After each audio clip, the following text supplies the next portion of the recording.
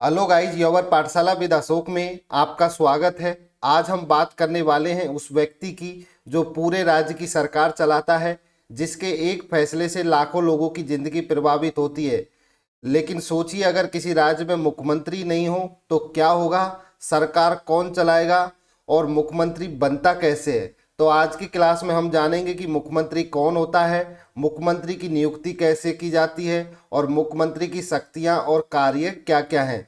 तो इस क्लास के एंड तक बने रहिए। इस क्लास के एंड में हम कुछ ऑब्जेक्टिव टाइप क्वेश्चन भी करेंगे जो प्रीवियस ईयर एसएससी बैंक और रेलवे की एग्जाम में पूछे गए।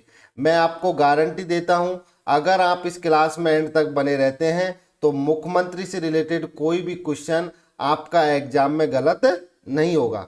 तो चलिए स्टार्ट करते हैं आज की ये क्लास। मुख्यमंत्री मुख्यमंत्री राज्य के वास्तविक कार्यपालक है। क्या है? मुख्यमंत्री होता है, उसको राज्य का वास्तविक कार्यपालक बोला जाता है। और जो नाम मात्र का राज्य का कार्यपालक होता है वो कौन होता है? राज्यपाल होता है। लेकिन जो वास्तविक कार्यपालक होता है वो राज्य का कौन कहलाता है? मुख्यमंत्री होता है। राज्य का प्रशासन वास्तव में मुख्यमंत्री और मंत्री परिषद, ये मंत्री परिषद है, मुख्यमंत्री और मंत्री परिषद द्वारा चलाया जाता है। तो मुख्यमंत्री है वो राज्य का वास्तविक कार्यपालक है और राज्य का जो प्रशासन है वो वास्तव में मुख्यमंत्री और उनकी मंत्री परिषद द्वारा चलाया जाता है। अब मंत्री परिषद क्या होता है इसके बारे में देखिए दो टर्म्स है, एक मंत्री परिषद होता है और एक मंत्रिमंडल होता है। मैंने एक क्लास अलग से मंत्री परिषद के बारे में कराई हुई है, वहां अच्छे से डिटेल में पढ़ाया हुआ है। यहाँ इन दोनों शब्दों के अंदर हम अंतर की बात करेंगे कि दोनों में अंतर क्या है, मंत्री परिषद और मंत्रिमंडल में। तो अर्थ की बात की जाए तो अगर मंत्री परिषद की बात करें तो इसमें सभी प्रकार के मंत्री शामिल होते हैं, जिसमें मुख्यमंत्री, कैबिनेट मंत्री, राज्य मंत्री और उप मंत्री। तो इसमें जो मंत्री परिषद होते हैं इसमें सभी प्रकार के मंत्री शामिल होते हैं, मुख्यमंत्री, राज्य का कैबिनेट मंत्री, राज्य का राज्य मंत्री और उप मंत्री। अब ये कैबिनेट मंत्री क्या है, राज्य मंत्री क्या है, उप मंत्री क्या है, इनके बारे में मैंने अच्छे से, जहां मंत्री परिषद के ऊपर क्लास कराई है वहां अच्छे से बताया हुआ है। बस यहाँ इतना याद रखिए, मंत्री परिषद के अंदर अगर राज्य की बात कर रहे हैं तो उसके अंदर राज्य का मुख्यमंत्री आएंगे, उसके कैबिनेट मंत्री आएंगे, राज्य मंत्री आएंगे और उप मंत्री आएंगे। और जबकि मंत्रिमंडल की बात की जाए तो इसमें मुख्यमंत्री और केवल कैबिनेट मंत्री होते हैं। तो जो मंत्रिमंडल होती है उसमें मुख्यमंत्री और केवल कैबिनेट मंत्री होते हैं, और जबकि जो मंत्री परिषद होती है उसमें मुख्यमंत्री, कैबिनेट मंत्री के साथ साथ राज्य मंत्री और उप मंत्री भी होते हैं। तो मंत्री परिषद है ये बड़ा होता है क्योंकि इसमें मुख्यमंत्री और कैबिनेट मंत्री के साथ राज्य मंत्री और उप मंत्री भी शामिल होते हैं। और जबकि जो मंत्रिमंडल है वो कैसा होता है? छोटा होता है। अगर शक्ति की बात की जाए तो मंत्री परिषद के पास अपेक्षाकृत कम शक्ति होती है, लेकिन सबसे जो ज्यादा शक्तिशाली है वो मंत्रिमंडल है। जो मंत्रिमंडल का समूह होता है वो ज्यादा शक्तिशाली होता है मंत्री परिषद की तुलना में। अगर कार्यों की बात की जाए तो सरकारी कार्यों में ये सहायता करती है। जो मंत्री परिषद होती है वो सरकारी कार्यों में सहायता करती है, लेकिन प्रमुख सरकारी नीतियां और निर्णयों का निर्धारण है वो मंत्रिमंडल के द्वारा किया जाता है। तो जितनी भी प्रमुख नीतियां और निर्णय का जो निर्धारण होता है वो मंत्रिमंडल के द्वारा किया जाता है, और जबकि जो मंत्री परिषद होती है वो सरकारी कार्यों में सहायता करती है। तो मंत्री परिषद के अंदर सारे के सारे मंत्री शामिल होते हैं, जिसमें मुख्यमंत्री, कैबिनेट मंत्री, राज्य मंत्री और उप मंत्री। जबकि जो मंत्रिमंडल होता है उसमें राज्य का मुख्यमंत्री और कैबिनेट मंत्री राज्य के शामिल होते हैं। तो ये याद रखिए, ये बहुत बार एग्जाम में पूछा जाता है कि मंत्री परिषद में कौन कौन शामिल होता है और मंत्रिमंडल में कौन कौन शामिल होते हैं। तो जो मुख्यमंत्री है वो राज्य का वास्तविक कार्यपालक है और राज्य का प्रशासन वास्तव में मुख्यमंत्री और उसके मंत्री परिषद द्वारा चलाया जाता है। तो अगर बात की जाए वास्तविक कार्यपालक मुख्यमंत्री है और बात की जाए संवैधानिक प्रमुख राज्यपाल होता है। क्या होता है? राज्य का जो संवैधानिक प्रमुख होता है वो राज्यपाल होता है, जबकि मुख्यमंत्री के पास में वास्तविक शक्ति होती है। तो जो राज्यपाल होता है राज्य का वो संवैधानिक प्रमुख होते हैं, और जबकि मुख्यमंत्री के पास में वास्तविक शक्तियां होती हैं।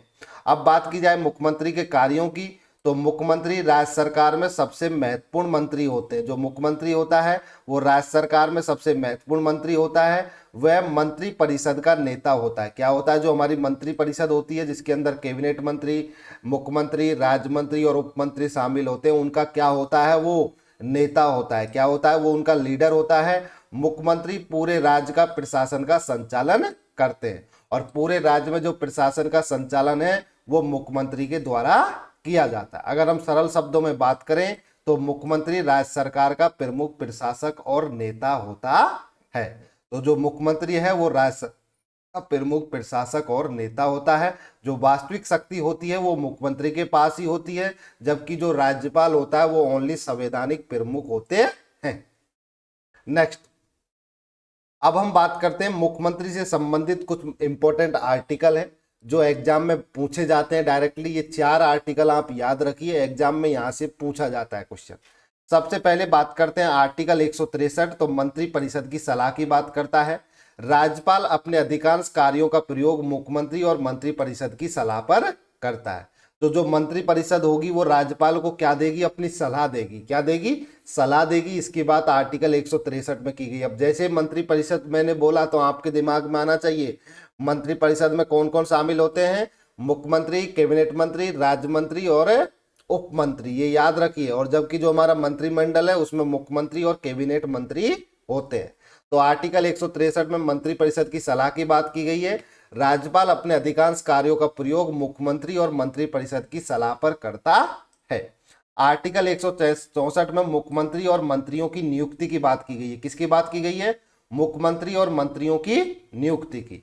तो राज्यपाल है वो मुख्यमंत्री की नियुक्ति करता है। किसकी नियुक्ति करता है? मुख्यमंत्री की नियुक्ति करता है। और अन्य मंत्रियों की नियुक्ति राज्यपाल मुख्यमंत्री की सलाह पर करता है।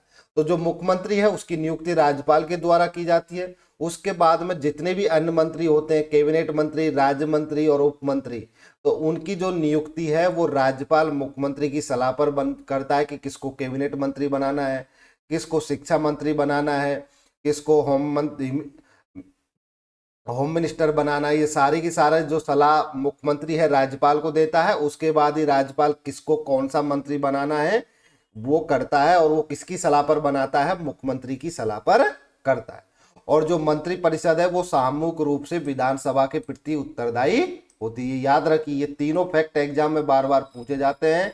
जो मंत्री परिषद होती है वो सामूहिक रूप से विधानसभा के प्रति उत्तरदायी होती है।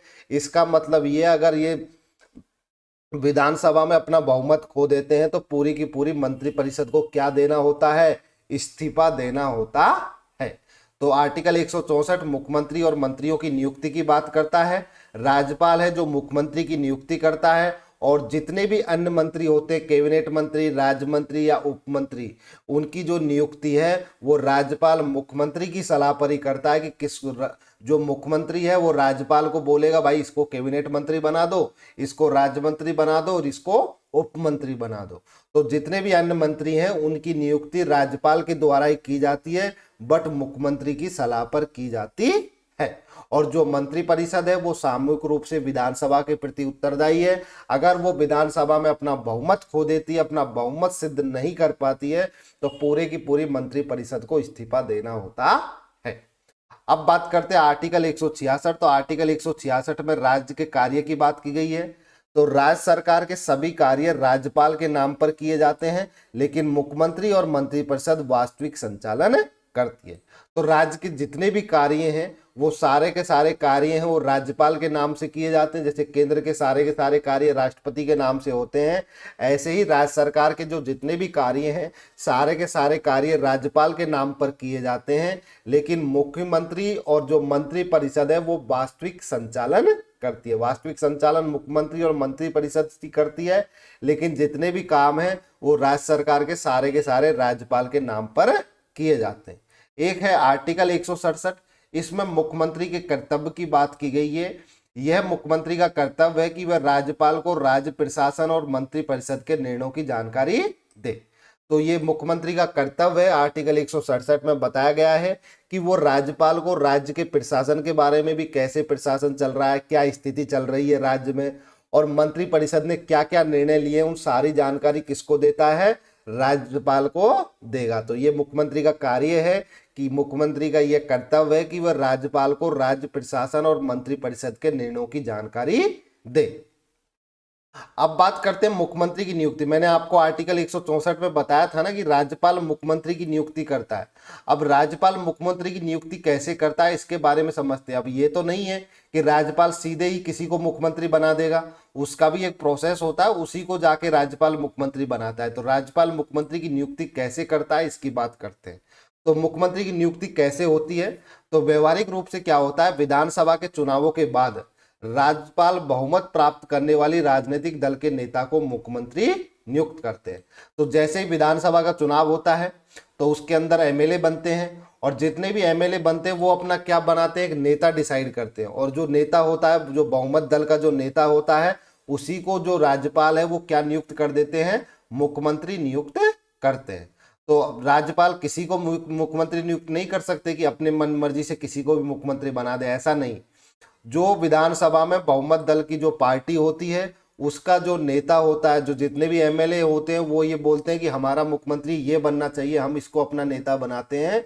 तो राज्यपाल उस नेता को, बहुमत दल की पार्टी का जो दल का नेता होता है, उसको क्या बनाते हैं, मुख्यमंत्री नियुक्त करते हैं। तो व्यवहार में क्या होता है, विधानसभा चुनावों के बाद राज्यपाल बहुमत प्राप्त करने वाली जो भी राजनीतिक दल की पार्टी, चाहे वो बीजेपी हो या कांग्रेस हो, जिसने भी बहुमत प्राप्त किया है, उसके नेता को मुख्यमंत्री नियुक्त करते हैं। अब इसमें भी क्या होता है, कोई एक महत्वपूर्ण नियुक्त स्थिति भी इसके अंदर आ जाती है। यदि किसी भी दल को स्पष्ट बहुमत नहीं मिलता तो राज्यपाल उस व्यक्ति को मुख्यमंत्री नियुक्त करता है जो विधानसभा में बहुमत सिद्ध कर सकता है। अब इसको एग्जाम्पल के रूप में समझिए। जैसे मान लीजिए विधानसभा में टोटल 100 सीटें हैं, ओके, उसमें से बीजेपी को 55 सीटें मिल गई, कांग्रेस को 40 सीटें मिल गई, कांग्रेस को 40 सीटें मिल गई, और इधर को जो 10, 40 और 5, 50 कितने हो गए, 5 सीट किसको मिल गई, अन्य को मिल गई। तो बीजेपी को 55 मिल गई, कांग्रेस को 40 मिल गई, और अन्य को कितनी मिल गई, 5 सीटें मिल गई अदर्स को। अब यहाँ पे बहुमत किसका है, जो विधानसभा की कुल सीटें उसमें से आधा से ज्यादा जिस पार्टी के पास होती है उसी का बहुमत होता है। तो यहाँ पे बहुमत किसके पास है, अब 100 का आधा किया जाए 50, तो 50 से ज्यादा किसके पास है, 55 बीजेपी के पास है। तो बीजेपी का बहुमत है, तो यहाँ पे बीजेपी की पार्टी बन जाएगी, कोई दिक्कत नहीं है। अब इसमें दूसरी कंडीशन देखिए होता क्या है, जैसे मान लीजिए 100 सीटें हैं, ठीक है, बीजेपी के पास में 45 सीटें जीती बीजेपी, कांग्रेस है वो 40 सीटें जीती, ठीक है, और 15 सीटें हैं वो अदर्स सीटें, अदर्स जीत गए, ठीक है। बीजेपी 45, कांग्रेस 40, और अदर्स कितनी सीटें जीते, 15 सीटें। तो अब इसमें देखिए आधा से ज्यादा सीटें किसके पास है, किसी के पास भी नहीं है। बीजेपी के पास में भी 51 सीटें नहीं है, ना ही कांग्रेस के पास है, ना ही अदर्स के पास है, ठीक है, तीनों के पास में नहीं है। तो अब मुख्यमंत्री क्या करेगा, अब इन तीनों पार्टी में से जो भी अपना बहुमत साबित कर दे, और बहुमत साबित करने का मतलब क्या होगा, तो हो सकता है कि ये जितने भी 15 एमएलए हैं इनको अपनी साइड मिला ले बीजेपी की सरकार, या हो सकता है कांग्रेस इनको अपनी साइड मिला ले। तो ये जो 15 एमएलए जिधर की साइड आ जाएंगे, तो भाई कांग्रेस, बीजेपी को कितने एमएलए की जरूरत है, टोटल 6 एमएलए की जरूरत है। अगर इस 15 में से 6 एमएलए बीजेपी ने ले लिए तो बीजेपी का क्या बन जाएगा, बहुमत सिद्ध हो जाएगा। क्या सिद्ध हो जाएगा, बहुमत सिद्ध हो जाएगा। तो जब किसी अकेले पार्टी का कभी बहुमत नहीं होता है तो वो अन्य पार्टी के लोगों को अपनी पार्टी में क्या कर लेती है, मिला लेती है। मिलाने का मतलब होती है उनका समर्थन ले लेती है, कि जो अन्य पार्टी होती है, चाहे वो बीएसपी हो चाहे एसपी हो, अगर वो अपना क्या दे दे, अपना वो दे दे कि हम भाई हम इनको समर्थन देते हैं, बीजेपी की पार्टी को हम अपना समर्थन देते हैं, तो उससे क्या होगा, उनका बहुमत सिद्ध हो जाएगा। तो यदि किसी भी दल का अगर स्पष्ट बहुमत नहीं मिलता तो राज्यपाल उस व्यक्ति को मुख्यमंत्री नियुक्त करते हैं जो विधानसभा में बहुमत सिद्ध कर सकता है। अगर बीजेपी 6 एमएलए अगर अदर्स के ले लेती है तो इसका विधानसभा में बहुमत सिद्ध हो जाएगा। और अगर अगर कांग्रेस इसमें से 13 एमएलए, कांग्रेस इसमें से 11 एमएलए ले लेती है तो कांग्रेस का बहुमत सिद्ध हो जाएगा। तो जो एमएलए अगर बीजेपी को समर्थन कर देते हैं तो बीजेपी का बहुमत हो जाएगा। अगर ये 15 एमएलए में से 11 एमएलए कांग्रेस को समर्थन कर देते हैं, कांग्रेस का बहुमत सिद्ध हो जाएगा। तो जब अगर स्पष्ट बहुमत नहीं होता तो उस स्थिति में राज्यपाल उस व्यक्ति को मुख्यमंत्री नियुक्त करता है जो विधानसभा में अपना बहुमत सिद्ध कर सकता है।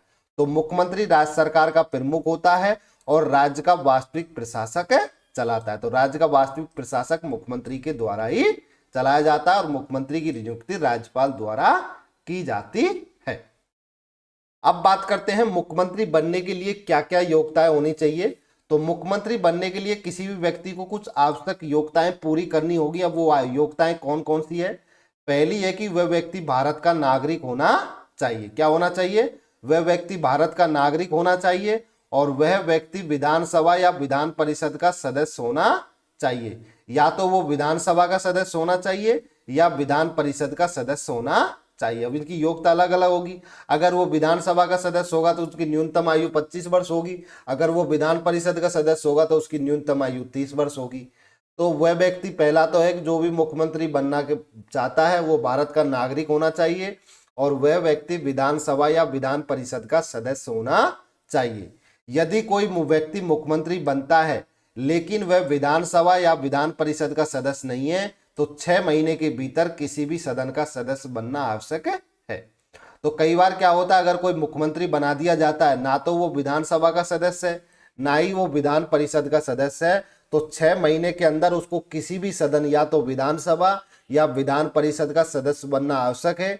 यदि वह 6 महीने के भीतर सदस्य नहीं बनता तो उसे मुख्यमंत्री पद से इस्तीफा देना होगा। तो ये मुख्यमंत्री पद की पात्रताएं हैं, योग्यताएं हैं कि वह भारत का नागरिक होना चाहिए और वो व्यक्ति विधानसभा या विधान परिषद का सदस्य होना चाहिए।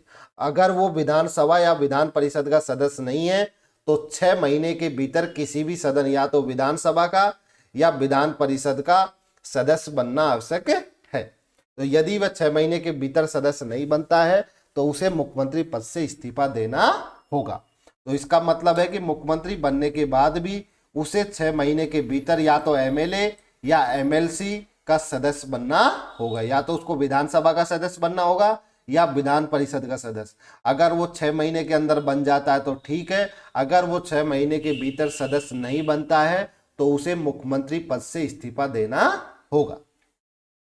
अब बात करते हैं मुख्यमंत्री के कार्यकाल की। तो मुख्यमंत्री का कार्यकाल निश्चित नहीं है, कोई निश्चित कार्यकाल नहीं होता। आमतौर पर मुख्यमंत्री जब तक पद पर बने रहते हैं जब तक उन्हें विधानसभा में बहुमत प्राप्त होता है। तो मैंने जैसे आपको बताया कि भाई टोटल 100 सीटें थी, ठीक है। अब 100 सीटों में से भाई बीजेपी के पास में 45 आई, कांग्रेस के पास में 40 आई और अदर्स के पास में 15 आई। अभी 15 में से 6 लोगों का इसको समर्थन था, तो टोटल इसके पास कितनी होगी? 51 सीटें हो गई थी और ये इसका मुख्यमंत्री बन गया था। बीजेपी का किसी को मुख्यमंत्री बना सकते हैं। अब अगर इसमें से जो ये समर्थन दिया है जिस पार्टी के लोगों ने, अगर ये अपने समर्थन अगर इससे वापिस ले लेते हैं तो विधानसभा में बहुमत खो दिया जाएगा पार्टी के द्वारा। जिस पार्टी का मुख्यमंत्री बना वो बहुमत खो देगी और जैसे ही विधानसभा में बहुमत कहेगी तो मुख्यमंत्री का कार्यकाल भी क्या हो जाता है? समाप्त हो जाता है। क्योंकि जो आमतौर पर जो मुख्यमंत्री है वो तब तक ही पद पर बने रह सकते हैं जब तक विधानसभा में उनको क्या हो? बहुमत प्राप्त हो। वो अपना बहुमत सिद्ध अगर नहीं कर पाते हैं विधानसभा में तो मुख्यमंत्री को इस्तीफा देना होता है। तो कार्यकाल की समाप्ति के मामले की बात की जाए तो यदि मुख्यमंत्री की सरकार विधानसभा में बहुमत खो देती है तो इस्तीफा देना होता है। यदि मुख्यमंत्री अपने पद से इस्तीफा दे दे तो भी उसका कार्यकाल समाप्त हो जाता है। यदि विधानसभा में सरकार के खिलाफ अविश्वास प्रस्ताव पारित हो जाता है तो भी मुख्यमंत्री को इस्तीफा देना होता है। तो मुख्यमंत्री का कार्यकाल 3 स्थितियों में समाप्त हो जाता है। यदि मुख्यमंत्री की सरकार विधानसभा में बहुमत खो देती है, यदि मुख्यमंत्री अपने पद से इस्तीफा दे देते हैं और यदि विधानसभा में सरकार के खिलाफ अविश्वास प्रस्ताव पारित हो जाए। अपोजिशन को ऐसा लगे कि भाई इसके साथ में लोग अब कम है, इससे हटने वाले हैं, उसके मंत्रियों को अपने तरफ कर ले, तो उससे क्या होगा? विधानसभा में सरकार के खिलाफ अगर अविश्वास प्रस्ताव पारित हो जाता है तो भी मुख्यमंत्री का कार्यकाल समाप्त हो जाता है। तो मुख्यमंत्री का जो पद है वो विधानसभा की बहुमत पर निर्भर करता है। तो मुख्यमंत्री का कोई कार्यकाल निश्चित नहीं होता। आमतौर पर मुख्यमंत्री तब तक पद पर बने रह सकते हैं जब तक उन्हें विधानसभा में बहुमत प्राप्त होता है। नेक्स्ट, अब बात करते हैं मुख्यमंत्री की शक्तियां और कार्य की। तो मुख्यमंत्री की क्या क्या शक्तियां हैं और क्या क्या उनके कार्य हैं। तो सबसे पहला है मंत्री परिषद का गठन। तो मुख्यमंत्री मंत्रियों का चयन करते हैं और उनके नाम राज्यपाल को भेजते हैं। तो कौन मंत्री क्या बनाना है, कौन कैबिनेट मंत्री बनाना है, राज्य में राज्य मंत्री बनाना है या उप मंत्री बनाना है, इन सब का चयन मुख्यमंत्री के द्वारा ही किया जाता है और वो उनके नाम राज्यपाल को भेजते हैं और राज्यपाल उन मंत्रियों की नियुक्ति करते हैं। तो मंत्रिपरिषद का गठन मुख्यमंत्री के द्वारा ही किया जाता है। दूसरा है मंत्री परिषद का नेता होता है। जो मुख्यमंत्री होता है वो मंत्री परिषद का प्रमुख होता है। मंत्री परिषद से आप सीधा समझ जाइए, मंत्री परिषद के अंदर मुख्यमंत्री, कैबिनेट मंत्री, राज्य मंत्री और उप मंत्री आते हैं, जबकि जो हमारा मंत्रिमंडल होता है उसके अंदर मुख्यमंत्री और क्या आएगा, कैबिनेट मंत्री आएंगे राज्य स्तर पर। और अगर केंद्र स्तर पर अगर मंत्री परिषद है तो केंद्र स्तर पर क्या आता है, प्रधानमंत्री, कैबिनेट मंत्री, राज्य मंत्री और उप मंत्री आते हैं। और अगर केंद्र स्तर पर मंत्रिमंडल है तो केंद्र की जो मंत्रिमंडल होती है उसमें प्रधानमंत्री और कैबिनेट मंत्री शामिल होते हैं। तो मंत्री परिषद जो राज्य की होती है उसमें मुख्यमंत्री मंत्री परिषद का प्रमुख होता है और सभी मंत्रियों के कार्यों की निगरानी करता है। तीसरा है विभागों का वितरण। मुख्यमंत्री मंत्रियों के बीच विभिन्न विभागों का वितरण करता है। तो किस मंत्री को कौन सा विभाग देना है, किसको शिक्षा का देना है, किसको खनन विभाग देना है, किसको पर्यटन विभाग देना है, ये सारी की सारी जिम्मेदारी किसकी होती है, मुख्यमंत्री की होती है। वो मंत्रियों के बीच में विभिन्न विभागों का वितरण करता है। चौथा है राज्यपाल को सलाह। मुख्यमंत्री राज्यपाल को शासन संबंधित मामलों पर क्या देता है, सलाह देता है। तो सलाह भी कौन देता है, राज्यपाल को मुख्यमंत्री देता है। और पांचवा है विधानसभा का नेतृत्व। मुख्यमंत्री विधानसभा में सरकार का मुख्य नेता होता है। तो जो विधानसभा होती है उसमें सरकार का मुख्य नेता मुख्यमंत्री होता है। और छठा है राज्य का प्रशासन। राज्य का पूरा प्रशासन मुख्यमंत्री के नेतृत्व में ही चलता है। तो पूरे के पूरे जो राज्य का प्रशासन होता है वो मुख्यमंत्री के नेतृत्व में ही चलता है। तो ये मुख्यमंत्री कुछ शक्तियां हैं, मंत्रिपरिषद का गठन, मंत्रिपरिषद का नेता, विभागों का वितरण, राज्यपाल को सलाह देना, विधानसभा का नेतृत्व करना और राज्य का प्रशासन चलाना। अब बात करते हैं मुख्यमंत्री और मंत्रिपरिषद के बीच के संबंध की। तो मंत्रिपरिषद राज्य सरकार की कार्यकारी शाखा है और मुख्यमंत्री के नेतृत्व में कार्य करती है। तो जो मंत्रिपरिषद होती है वो राज्य सरकार की कार्यकारी शाखा है और ये मुख्यमंत्री के नेतृत्व में कार्य करती है। बात की जाए इस मुख्यमंत्री की भूमिका क्या होती है मंत्रिपरिषद के लिए, तो मुख्यमंत्री मंत्रिपरिषद का प्रमुख होता है। वह सभी मंत्रियों के कार्यों का सम्मान और उनको निर्देशन करता है। तो वो सारे जो कौन मुख्यमंत्री क्या क्या कार्य कर रहा है, क्या नहीं कर रहा है, उन सबको देखता है और उनको निर्देश देता है। और जो मंत्रिपरिषद होती है वो सामूहिक रूप से विधानसभा के प्रति उत्तरदायी होती है। इंपॉर्टेंट है, ये कई बार एग्जाम में पूछा जाता है। जो हमारी जो मंत्रिपरिषद होती है वो सामूहिक रूप से किसके प्रति उत्तरदायी होती है, विधानसभा के प्रति उत्तरदायी होती है। जैसे अब अगर हम केंद्र सरकार की बात करेंगे तो वहां पे जो मंत्रिपरिषद होती है वो लोकसभा के प्रति उत्तरदायी होती है और राज्य की जो मंत्रिपरिषद होती है वो सामूहिक रूप से विधानसभा के प्रति उत्तरदायी होती है। यदि मुख्यमंत्री अपने पद से इस्तीफा देता है तो पूरी मंत्रिपरिषद भी स्वतः ही समाप्त हो जाती है। तो जब मुख्यमंत्री अपने पद से इस्तीफा देता है तो पूरी की पूरी मंत्रिपरिषद भी स्वतः ही क्या हो जाती है, समाप्त हो जाती है। तो मुख्यमंत्री मंत्रिपरिषद का नेतृत्व करता है और राज्य का प्रबंधन करता है। तो मुख्यमंत्री और मंत्रिपरिषद के बीच में एक संबंध है कि मुख्यमंत्री मंत्रिपरिषद का प्रमुख होता है, वह सभी मंत्रियों के कार्यों की समीक्षा करता है और उन्हें निर्देशित करता है। और जो मंत्रिपरिषद होती है वो सामूहिक रूप से विधानसभा के प्रति उत्तरदायी होती है। यदि मुख्यमंत्री अपने पद से इस्तीफा दे देता है तो पूरी की पूरी मंत्रिपरिषद भी स्वतः ही समाप्त हो जाती है, क्योंकि मंत्रिपरिषद किसके पीछे है, मुख्यमंत्री के पीछे है। और जब मुख्यमंत्री ने इस्तीफा दे दिया तो मंत्रिपरिषद तो अपने आप समाप्त हो जाती है। नेक्स्ट, अब बात करते हैं भारत के कुछ मुख्यमंत्रियों से संबंधित महत्वपूर्ण तथ्य की बात करते हैं। तो भारत की अगर पहली मुख्यमंत्री की बात की जाए तो वो सुचेता कृपलानी थी और उत्तर प्रदेश राज्य की वो मुख्यमंत्री बनी थी। जो भारत की पहली महिला मुख्यमंत्री की बात की जाए तो वो सुचेता कृपलानी थी और वो उत्तर प्रदेश की मुख्यमंत्री बनी 1963 में। तो सुचेता कृपलानी भारत की पहली महिला मुख्यमंत्री बनी थी। अब बात की जाए भारत की पहली दलित महिला मुख्यमंत्री की तो वो मायावती थी। ये उत्तर प्रदेश की मुख्यमंत्री बनी थी और 1995 में बनी थी। तो मायावती है वो भारत की पहली दलित महिला मुख्यमंत्री बनी थी 1995 में। अब बात की जाए भारत में सबसे लंबे समय तक मुख्यमंत्री बनने का रिकॉर्ड किसके पास है, तो वो पवन कुमार चामलिंग थे सिक्किम के। उन्होंने लगभग 24 वर्षों तक मुख्यमंत्री के रूप में कार्य किया, जो भारत में सबसे लंबा कार्यकाल माना जाता है। तो जो सबसे लंबा कार्यकाल भारत में मुख्यमंत्री की बात की जाए तो वो पवन चामलिंग का है, पवन कुमार चामलिंग सिक्किम के। उन्होंने लगभग 24 वर्ष तक मुख्यमंत्री के रूप में कार्य किया, जो भारत में सबसे लंबा कार्यकाल माना जाता है। ये कई बार सीधा पूछा जाता है कि भारत की पहली महिला मुख्यमंत्री कौन थी, भारत की पहली दलित महिला मुख्यमंत्री कौन है, और भारत की सबसे लंबे समय तक मुख्यमंत्री रहने का रिकॉर्ड किसके पास है। ये एग्जाम में पूछे जाते हैं, तो इनको याद रखिए। तो सुचेता कृपलानी पहली महिला मुख्यमंत्री थी, मायावती पहली दलित महिला मुख्यमंत्री थी, और पवन कुमार चामलिंग है जो मुख्यमंत्री के रूप में सबसे लंबा कार्यकाल था, लगभग 24 वर्ष का। तो अभी तक हमने मुख्यमंत्री के बारे में पूरा अच्छे से डिटेल में पढ़ा। अब हम इससे रिलेटेड कुछ क्वेश्चंस करेंगे जो प्रीवियस ईयर एसएससी, बैंक और रेलवे की एग्जाम में पूछे गए हैं। तो चलिए स्टार्ट करते हैं इनसे रिलेटेड क्वेश्चन। सबसे पहले है मुख्यमंत्री की नियुक्ति कौन करता है। तो मुख्यमंत्री की नियुक्ति किसके द्वारा की जाती है, राज्यपाल के द्वारा की जाती है। मैंने आर्टिकल 164 में आपको बताया था ना कि मुख्यमंत्री की नियुक्ति राज्यपाल करता है, और अन्य मंत्रियों की जो नियुक्ति है जो राज्यपाल मुख्यमंत्री की सलाह पर करता है। तो भारतीय संविधान का आर्टिकल 164 के अनुसार राज्यपाल राज्य के मुख्यमंत्री की नियुक्ति करता है। किस अनुच्छेद में मुख्यमंत्री पद का उल्लेख मिलता है। तो मुख्यमंत्री पद का अगर उल्लेख की बात की जाए तो आर्टिकल 163 में, आर्टिकल 163 में राज्यपाल को मंत्रिपरिषद की सलाह से कार्य करने की व्यवस्था गई, और जिसमें मुख्यमंत्री क्या होता है, प्रमुख होता है। क्या होता है, मुख्यमंत्री प्रमुख होता है। मुख्यमंत्री किसका प्रमुख होता है, तो राज्यपाल का, या उच्च न्यायालय का, या मंत्रिपरिषद का, या विधान परिषद का। इसका आंसर हो गया मंत्रिपरिषद। नेक्स्ट, राज्य की कार्यपालिका शक्ति का वास्तविक प्रमुख कौन होता है।